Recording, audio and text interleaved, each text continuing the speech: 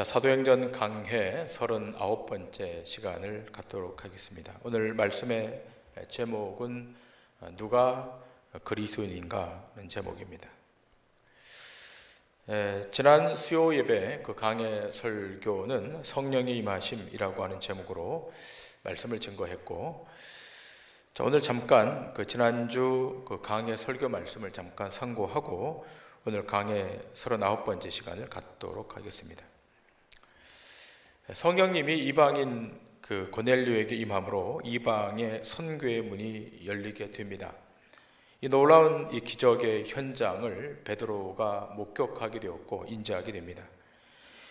이 이방인에게 하나님의 성령이 임했던 이 사건은 베드로에게는 대단히 큰 충격이었고, 그로 말미암아 예루살렘 교회에 이 사건의 전말을 다 보고하게 됩니다.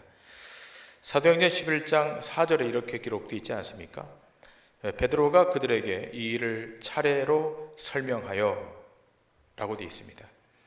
자, 이 놀라운 성령의 역사의 사건을 본 다음에 베드로가 예루살렘 교회의 성도들에게 이 일을 차례대로 아주 상세하게 설명을 했다는 것입니다. 자, 그렇다면 베드로의 이 설명의 내용이 어떤 내용이었는가? 여러분 지난주 강해 설교를 통해서 다 확인했을 것입니다. 자, 그런데 베드로가 이 설명을 하면서 본인이 그동안 잊고 있었던 사실을 다시 고백합니다. 사도행전 11장 16절에 이렇게 스스로 고백합니다. 내가 주의 말씀에 요한은 물로 침례를 베풀었으나 너희는 성령으로 침례를 받으리라 하시는 것이 생각났노라. 자, 생각났다는 것입니다. 요한은 물로 침례를 베풀었지만 너희는 성령으로 침례를 받을 것이라고 하시는 예수님의 말씀이 생각났다는 것입니다. 자, 그렇다면 이 고넬료의 이 회심 이전에 어떠한 일이 있었는가? 그 내용은 베드로가 수천 명의 유대인들 앞에서 설교했던 내용 가운데 한 부분이었습니다. 사도행전 2장 37절부터 39절에 베드로가 이렇게 설교하지 않습니까? 그들이 이 말을 듣고 마음에 찔려 베드로와 다른 사도들에게 물어 이르되 형제들아 우리가 어찌할까 하거늘 베드로가 이르되 너희가 회개하여 각각 예수 그리스도의 이름으로 침례를 받고 죄사함을 받으라. 그리하면 성령의 선물을 받으리니 이 약속은 너희와 너희 자녀와 모든 먼데 사람 곧 주 우리 하나님이 얼마든지 부르시는 자들에게 하신 것이니라 하고, 여러분 이 내용은 사도 베드로가 수천 명의 사람들을 앞에 놓고 설교했었을 때 그 내용이었고, 그 설교문 안에 너희가 침례를 받고 성령을 선물로 받으리라고 하는 그 내용이었습니다. 자, 이 하나님의 역사에 대해서 드디어 이제 유대 기독교인들도 인정하게 됩니다. 자, 오늘 사도행전 11장 18절에 보면 그들이 이 말을 듣고 잠잠하여 하나님께 영광을 돌려 이르되 그러면 하나님께서 이방인에게도 생명 얻는 회개를 주셨도다 하니라. 자, 믿지 않았던 유대 기독교인들도 이렇게 성령의 역사의 설명에 대해서 결국은 다 받아들이게 됩니다. 자, 이렇게 이방인이 구원을 받는 역사가 있게 된 다음에 예루살렘 교회에 큰 핍박이 찾아옵니다. 그 핍박이란 스데반의 순교로 다가왔던 후폭풍입니다. 자, 그래서 오늘 우리 본문으로 가지고 있는 19절에 이렇게 기록되어 있습니다. 자, 이제 강해 39번째 시간으로 들어가는 건데요. 본문 19절에 이렇게 기록되어 있습니다. 그때에 스데반의 일로 일어난 환란으로 말미암아, 환란이 이제 찾아온 것입니다. 이 환란은 수습하기 참으로 힘든 같은 동족 유대 율법주의자들로부터 오는 것이었기 때문에 더 힘든 그런 어려운 것이었습니다. 자, 그러자 예루살렘 교회에 있던 성도들이 이제 각지로 흩어지게 됩니다. 자, 어디로 흩어지게 되는가 하면 다시 본문 19절을 보시면 흩어진 자들이 베니게와 구브로와 안디옥까지 이르러라고 되어 있습니다. 자, 베니게와 구브로와 안디옥까지 다 이제 예루살렘에 있었던 유대 기독교인들이 흩어지게 됩니다. 자, 이렇게 흩어지면서 무엇을 했는가? 그러니까 예수 그리스도가 주이심을 증거했다는 것입니다. 자, 그런데 이 증거가 누구에게 전달되고 있는가? 다시 19절을 보시면 19절 끝부분에 이렇게 기록되어 있습니다. 유대인에게만 말씀을 전하는데, 자, 유대인에게만 말씀을 전한다고 하는 것입니다. 자, 왜 유대인에게만 말씀을 전했는가?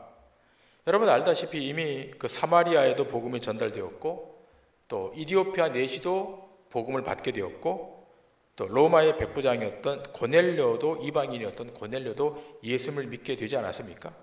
자, 그런데 아직도 유대인들에게만 복음을 전달했던 이유는 그만큼 유대인들의 민족적인 벽이 높았기 때문입니다. 유대인들은 여전히 율법을 고수하고 있었기 때문에 이들이 증거했던 복음을 받지 않았기 때문에 계속해서 유대인들에게만 복음을 전달했습니다. 자, 그런데 이 복음을 증거하는 사람 가운데 일단의 몇 사람이 헬라인에게도 복음을 증거하게 됩니다. 자, 그들이 누구인가 하면 구브로와 구레네 몇 사람이라고 오늘 본문에 기록하고 있습니다. 본문 20절에 보게 되면, 자, 그 중에 구브로와 구레네 몇 사람이 안디옥에 이르러 헬라인에게도 말하여 주 예수를 전파하니. 자, 유대인에게도 복음이 증거되고 있고, 동시에 구브로와 구레네 몇 사람이 안디옥에 이르러서 헬라인에게도 이 복음을 증거하고 있었다는 것입니다. 자, 여기 등장하는 이 구브로와 구레네. 자, 먼저 이 구브로는 그 수리아 서쪽 100km 지점에 떨어져 있는 그 소아시아의 길리기아주 남단 74km 지점에 위치해 있는 지중해상의 세 번째로 큰 섬입니다. 자, 한번 그 그림 파일을 좀 올려주시겠습니까? 예. 여기 보시면 보이시나요? 예. 거기 보시면 그 안디옥이 있고 그 해상에 구브로라고 하는 빨간 점이 있지 않습니까? 지금 거기가 구브로입니다. 작은 섬입니다. 자, 이 구브로의 몇 사람, 자, 그 다음에 구레네 몇 사람입니다. 구레네는 어디 있습니까? 애굽 옆에 있습니다. 여기는 지금으로 말하면 리비아의 중요한 도시입니다. 자, 예루살렘에서 많이 떨어져 있었던 이 구브로, 구레네 몇 사람이 헬라인에게도 복음을 증거하고 있는 것입니다. 그러니까 이미 복음은 이 예루살렘을 넘어서 여기 시리아 지역의 섬 구브로까지, 그리고 북아프리카 리비아에 있는 구레네까지 이 복음이 지금 전달되고 있는 것입니다. 그러니까 놀라운 이 복음의 역사가 도시를 통과하고 또 나라를 통과해서 이제 전달되고 있는데, 자, 이 복음이 어디로 지금 가고 있는가 하면 헬라인에게까지 복음이 전달되고 있습니다. 여러분, 헬라라고 하면 어디 사람을 헬라라고 그러죠?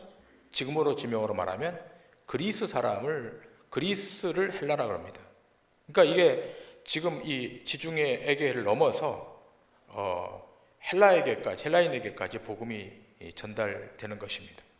근데 중요한 것은 예수 그리스도를 증거하기 시작하는데 수다한 헬라 사람들이 예수를 믿고 돌아오기 시작하는 것입니다.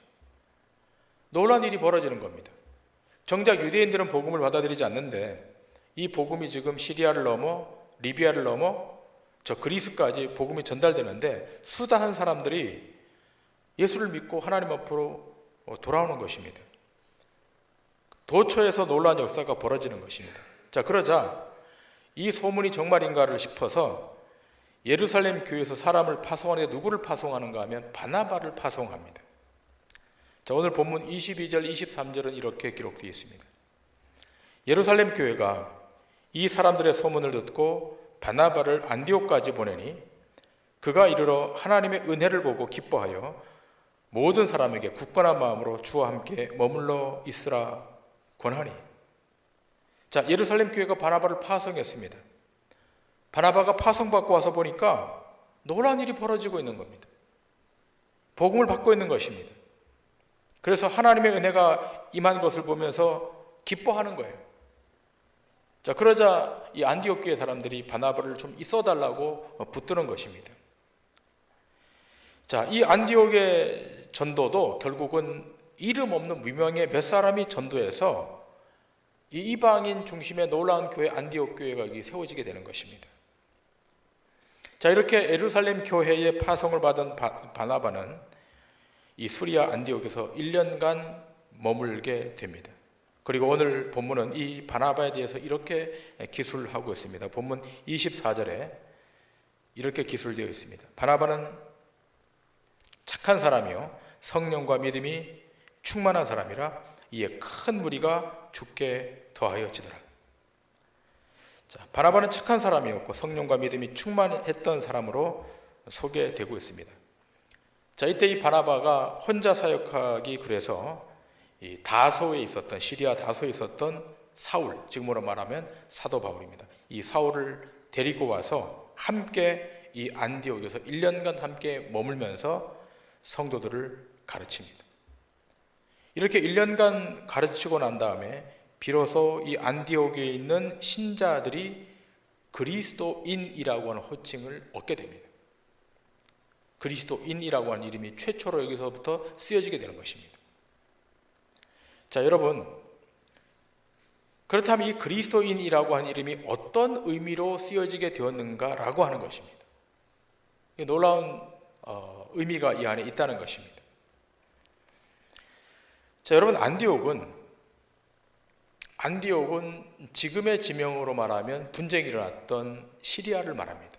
나중에 여러분 그 소아시아 선교를 가시게 되면 반드시 이 시리아 안디옥을 가게 될 텐데, 자, 그 당시 이 안디옥은 로마 제국의 속국이었기 때문에 거기 로마 사람들도 많이 와 있었습니다. 그러니까 로마 제국의 세 번째로 큰 도시였다고 합니다. 자, 이 안디옥은 지중해를 끼고 있으면서 큰 삼각형의 모양을 하고 있으면서 무역의 요충지였습니다. 이곳은 수리아의 총독이 거주하는 곳이었고 로마의 군단이 자리하고 있었던 곳입니다. 그런 까닭에 이곳은 여러 지역의 사람들이 함께 모여 살고 있었습니다. 그 당시 로마는 대단한 번영을 누리고 있었던 시기였기에 지배 계급은 수많은 노예들을 거느리며 이곳 저곳을 다니면서 쾌락을 일삼고 살았는데 그 중에 한 지역이 바로 이 안디옥이라고 하는 지역입니다. 자, 로마 제국의 지배를 받기 전에 여기 누구의 지배를 받았는가? 알렉산더 대왕의 지배를 받았던 곳입니다.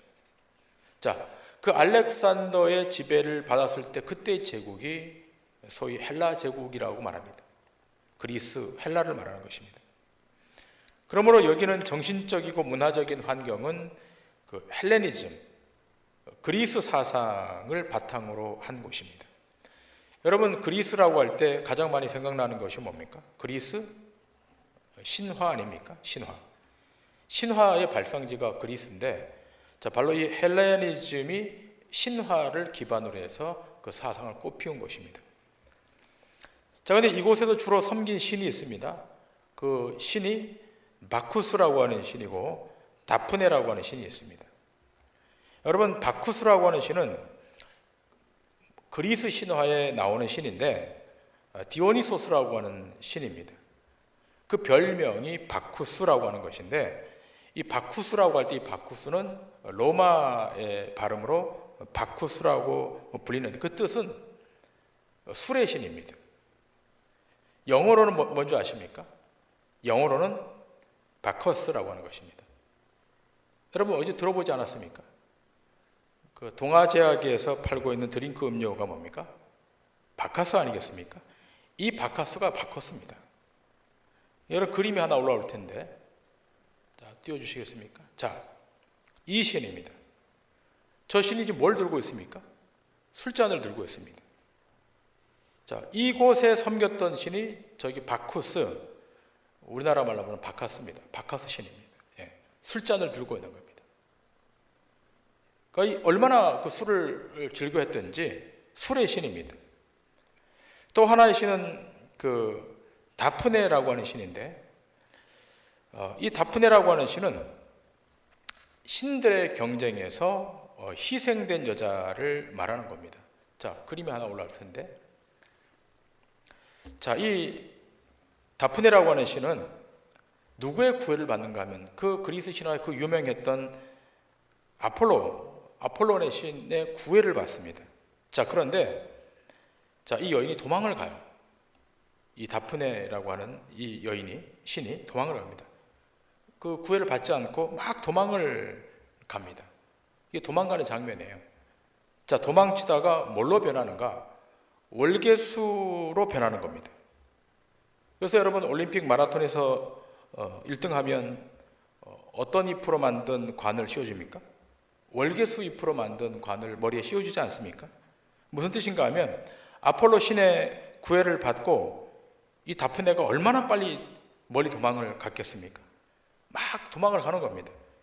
자, 그걸 기념해서 마라톤 42.19km를 가장 빨리 완주하면 이 신이 이제 월계수로 바뀌었으니까 그 잎으로 관을 만들어 주는 것을 의미합니다. 그러니까 이러한 신들을 섬기는 환경에 안디옥이 놓여 있는데, 아이러니한 것은 이 안디옥에 안디옥 교회가 세워졌고, 이 안디옥 교회에서 바나바가 와서 또 다소했던 사울이 와서 1년간 가르쳤는데, 거기서 비로소 그리스도인이라고 하는 신자들의 호칭이 만들어졌다는 것입니다. 주변은 굉장히 방탕했고 쾌락이 넘쳤던 헬레니즘의 문화와 로마의 힘과 부가 더해졌던 그런 도시 타락이 가중되고 있었던 그런 곳이었지만, 자, 여기에 안디옥 교회가 세워지고 여기에 믿는 신자들이 늘어나게 되고, 그로 말미암아 드디어 신자들이 그리스도인이라고 하는 호칭을 얻게 되었다는 것입니다. 놀라운 일이 벌어진 거예요. 주변 환경은 다 음탕합니다. 타락했습니다. 윤리적으로 도덕적으로 타락하기 이루 말할 정도가 없습니다. 자, 그런데 이상한 것은 일단이 흩어졌던 몇 사람들이 교회를 세웠는데 그 교회 안에 성령의 능력으로 말미암아 수많은 신자들이 모여들기 시작했고, 하나님의 교회가 세워지기 시작했고, 여기로부터 이방 선교의 문이 열어지기 시작했다는 것입니다. 그리고 그 신자들이 드디어 그리스도인이라고 하는 호칭을 얻게 되었다는 것입니다. 자, 우리는 여기서 몇 가지를 생각할 내용들이 있습니다. 자, 그렇다면 이 안디옥 교회 성도들이 그들이 그렇게 타락했으니까, 윤리적으로 무너졌으니까 도덕적으로 윤리적으로 깨끗하게 살아서 그런 호칭을 얻었는가 라고 하는 것입니다. 성경을 연구해보고 또 신약사를 연구해봐도 안디옥에 살고 있었던, 안디옥 교회를 섬기고 있었던 그리스도인들이 도덕적, 윤리적으로 깨끗했다, 청빈했다, 그렇게만 말하고 있는 곳은 거의 없습니다. 그들이 타락한 도시에서, 무너지는 도시에서 어떻게 그리스도인이라고 하는 호칭을 얻게 되었는가, 그리고 이방인들로부터, 불신자들로부터 어떻게 안디옥 교회 교인들이 그리스도인이라고 하는 호칭을 얻게 되었는가, 이건 대단히 중요한 것입니다. 단순히 바르게 살았기 때문에, 착하게 살았기 때문에, 윤리적으로 도덕적으로 옳게 살았기 때문에 그런 호칭을 얻게 되었는가? 그렇지 않다는 것입니다. 여러분, 만일 기독교인이 바르게 살기로만 산다 그러면 우리보다 훨씬 더 도덕적으로 더 엄격하게 사는 사람들이 훨씬 우리보다 많을 것입니다. 오늘 수요 예배 오신 여러분들보다 훨씬 더 도덕적으로, 훨씬 더 윤리적으로 바르게 살고 있는 여러분의 친구, 일단의 어떤 사람들 훨씬 많을 것입니다. 그러나 우리 한번 생각해 보십시오. 그러한 바름과 그러한 오름이 정말로 완벽합니까? 정말로 절대적으로 오류가 없습니까? 그 도덕적 오름과 그 도덕적 윤리적 바름이 절대적 하나님의 의, 하나님의 정의에 도달할 수 있겠습니까? 그렇지 않습니다. 여기 살고 있었던 안디옥의 교인들이 도덕적으로 윤리적으로 완벽했기 때문에 그리스도인이라고 하는 호칭을 얻었다라는 근거와 증거는 그 어느 곳에서 없습니다. 여러분, 세상에 완벽한 단체, 완벽한 조직, 도덕적으로 윤리적으로 완벽한 개인이 존재하겠습니까? 요즘은 자다가 일어나면 사건이 터집니다. 눈만 뜨면 사건이 터집니다. 그렇게 믿었던 단체, 그렇게 믿었던 개인, 그렇게 믿었던 시스템에 오류가 나는 것입니다. 지금 세상을 보면 다 감추어진 정의를 말하고 숨겨진 의를 말하지 공개되니까 다 문제가 되지 않습니까? 신자는 세상의 그 누구보다도 윤리적이어야 하고 그 누구보다도 도덕적이어야 됩니다. 이건 부인할 수 없습니다. 오늘 이 자리에 오신 여러분은 세상 어디에 내놔도 더 도덕적이어야 되고 더 윤리적이어야 되는 것입니다. 더 엄격한 도덕의 잣대를 들이대야 되는 것입니다. 더 높은 도덕적 룰을 갖다 대야 되는 것입니다. 통과해야 됩니다. 그러나 성경은 그것으로 구원에 이른다고 말하지 않는다는 것입니다. 성경은 인간을 뭐라고 규정하고 있는가? 바울은 로마서 3장 9절 이하에서 인간의 실체를 이렇게 규정하고 있지 않습니까? 그러면 어떠하냐? 우리는 나으냐? 결코 아니라 유대인이나 헬라인이나 다 죄 아래에 있다고 우리가 이미 선언하였느니라. 기록된 바 의인은 없나니 하나도 없으며 깨닫는 자도 없고 하나님을 찾는 자도 없고 다 치우쳐 함께 무익하게 되고 선을 행하는 자는 없나니 하나도 없도다. 그들의 목구멍은 열린 무덤이요 그 혀로는 속임을 일삼으며 그 입술에는 독사의 독이 있고 그 입에는 저주와 악독이 가득하고 그 발은 피 흘리는 데 빠른지라. 파멸과 고생이 그 길에 있어 평강의 길을 알지 못하였고 그들의 눈앞에 하나님을 두려워함이 없느니라 함과 같으니라. 우리가 알거니와 무릇 율법이 말하는 바는 율법 아래에 있는 자들에게 말하는 것이니 이는 모든 입을 막고 온 세상으로 하나님의 심판 아래에 있게 하려 함이라. 바울은 선언합니다. 인간이 어떤 존재인가? 다 죄 아래에 있는 존재들이고 기록된 바 의인은 없나니 하나도 없다는 것입니다. 깨닫는 자도 없고 하나님을 찾는 자도 없고 다 치우쳐 함께 무익하게 된다는 것입니다. 유대인도 그렇고 헬라인도 그렇다는 겁니다. 자, 그렇다면 안디옥에 살고 있었던 이 신자들이 어떻게 그리스도인이라고 하는 호칭을 얻게 되었는가? 그것은 하나인 것입니다. 하나님의 의의 기준에 비춰보니까 자기들이 죄인인 것을 안 것입니다. 무력한 자임을 안 것입니다. 도덕적으로 윤리적으로 바르게 살아야 되지만 그것으로 안 된다는 자기 한계에 부딪힌 것입니다. 바울의 말을 빌리자면 로마서 3장 20절 이하의 말을 빌리자면 이렇게 되는 것입니다. 그러므로 율법의 행위로 그의 앞에 의롭다 하심을 얻을 육체가 없나니 율법으로는 죄를 깨달음이니라. 이제는 율법 외에 하나님의 한 의가 나타났으니 율법과 선지자들에게 증거를 받은 것이라. 곧 예수 그리스도를 믿음으로 말미암아 모든 자에게 미치는 하나님의 의인이 차별이 없느니라. 모든 사람이 죄를 범하였음에 하나님의 영광이 이르지 못하더니 그리스도 예수 안에 있는 성령으로 말미암아 하나님의 은혜로 값없이 의롭다 하심을 얻은 자 되었느니라. 어떻게 의로운 자가 되었습니까? 어떻게 그리스도인이라고 호칭을 얻는 것입니까? 그리스도 예수 안에 있는 성령으로 말미암아 하나님의 은혜로 값없이 의롭다 하심을 확보하는 것입니다. 신자는 이걸 붙들어야 되는 거예요. 우리의 노력과 실력과 우리의 선함과 우리의 호의와 선한 행위로 의롭다 하심을 얻는 것이 아니라 어떻게? 절대 의로우신 하나님, 그 하나님이 베푸신 은혜로 값없이 의롭다함을 얻는 존재임을 자각하고 또 자각해야 그가 그리스도인이라는 것입니다. 이걸 망각하면요, 조금 더 도덕적인 거 가지고 조금 더 윤리적인 거 가지고 어떻게 합니까? 함부로 재단하는 거예요. 함부로 비판하는 것입니다. 성경은 모든 사람이 죄 아래에 있다고 말합니다. 때문에 모든 사람이 다 심판 아래 놓일 것이라는 것입니다. 자, 그런데 놀라운 것은 어느 날 하나님의 은혜가 나타난 것입니다. 어느 날 그 하나님의 은혜가 우리 삶 가운데 들어온 것입니다. 여러분 각자의 개인의 삶에 하나님의 은혜가 밀고 들어간 것입니다. 그래서 어떻게 해요? 자신이 죄인인 것을 깨닫게 하고 그 죄인인 것을 깨닫고 난 이후에 하나님의 은혜로만 의롭다함을 얻게 된다는 사실을 인지하게 된 것입니다. 이게 은혜고 이게 축복인 것입니다. 이것을 아는 자가 그리스도인인 거예요.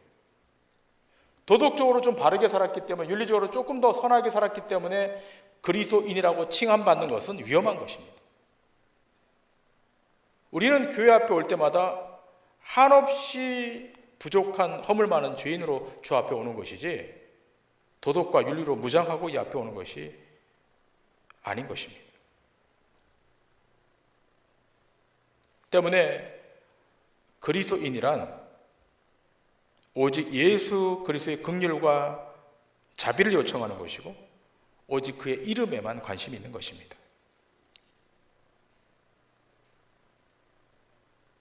요한복음 15장에 신자가 어떤 존재인가에 대해서 이렇게 말하고 있지 않습니까?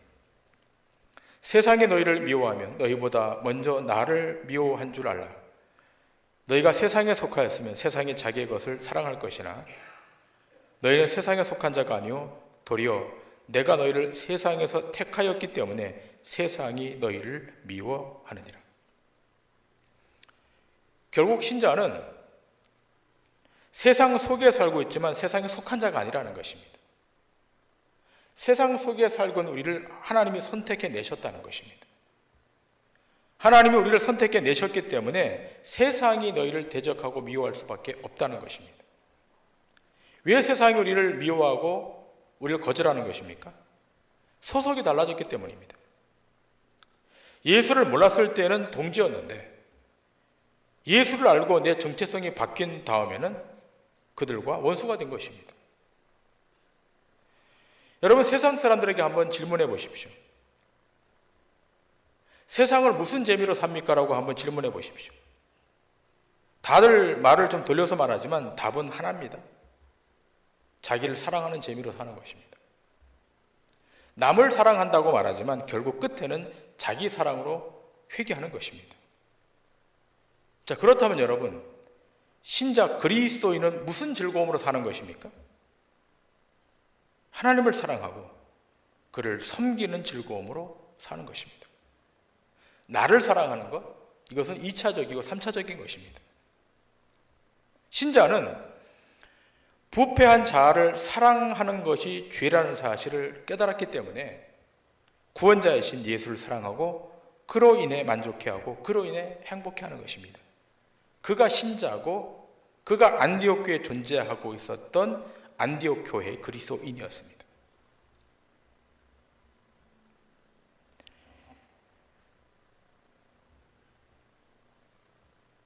여러분 요즘 그 TV를 보시면 지금 좀 지나는 것 같지만 한참 동안 그 TV의 그 연애 프로그램 중에 그 트롯 열풍이 있지 않았습니까? 예. 보신 분들도 있고 저도 언뜻 TV를 이렇게 채널을 돌리다 보니까 이렇게 잡혀서 잠깐 본 적이 있는데 여러분 무엇을 확인합니까? 그 트롯의 그 가사의 결말이 무엇입니까? 제가 그 제일 잘 부르는 사람의 그 가사를 쭉 한번 본 적이 있습니다. 주제가 공통적입니다. 이 땅에서의 사랑, 이 땅에서의 행복, 이 땅에서의 만족, 그거 아니겠습니까? 자, 그런데 여러분, 만일 그런 자리가 만들어졌을 때 신자는 어떤 노래를 부르겠습니까? 성도라면 어떤 노래를 부르겠습니까?